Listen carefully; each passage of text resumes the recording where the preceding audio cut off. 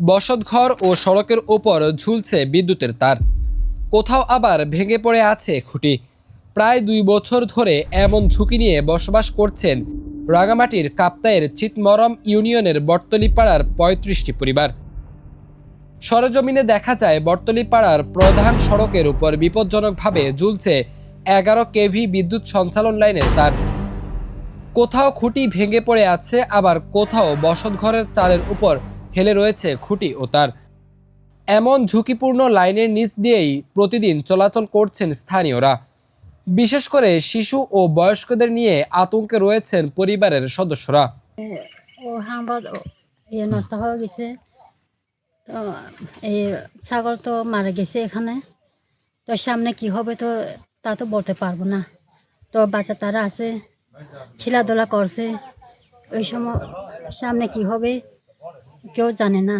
আমার নাম কেথছি, কিন্তু দাঁড়াই আমাকে চাই না টাকা, কিন্তু আমার বাগিনা আছে ওষুধ হয়, এর কাছে চাইছি বলে হে আমাকে আইসা বললো যে টাকা চাইছে বলে করবো।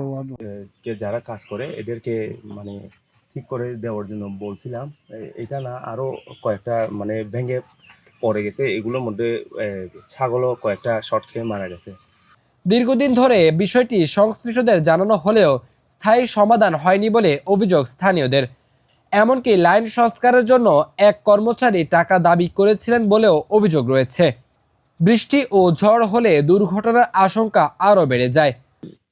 কিছুদিন হলো আমি এই জিনিসটা জানছি, কিন্তু আপনার এই কিছুদিন আগে যেটা ভারী বর্ষণ, পাহাড় ধসা, ঘর চাপা এবং ফসলীয় অনেকে ক্ষয়ক্ষতি হয়েছে, ওটার জন্য আমি যখন পরিদর্শনে আসি, এলাকায় যখন পরিদর্শন করি, তখন আইসা দেখি এই পাড়ার হচ্ছে বত্তলি পাড়া।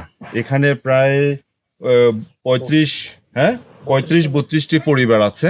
আপনি দেখেন বিগত এই 2 বছর যাবত এখানে এই যে ইলেকট্রিকের এই খাম্বা এখান থেকে ভেঙে পড়ায়, এটা কিন্তু মাটির সাথে লেগেছিল, মাটিতে ছিল। ওরা নিজেরা খুবই রিস্কে করে আপনার এই গাছের খুঁটি দিয়ে কিছুটা উপরে তুলে রাখছে।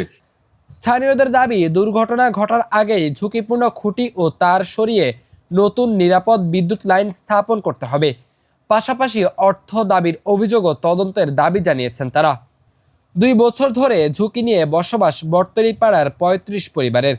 প্রাণহানি ঘটার আগে নিরাপদ ব্যবস্থা নেওয়ার প্রত্যাশা স্থানীয়দের। নজরুল তুহিন, বাংলা পোস্ট।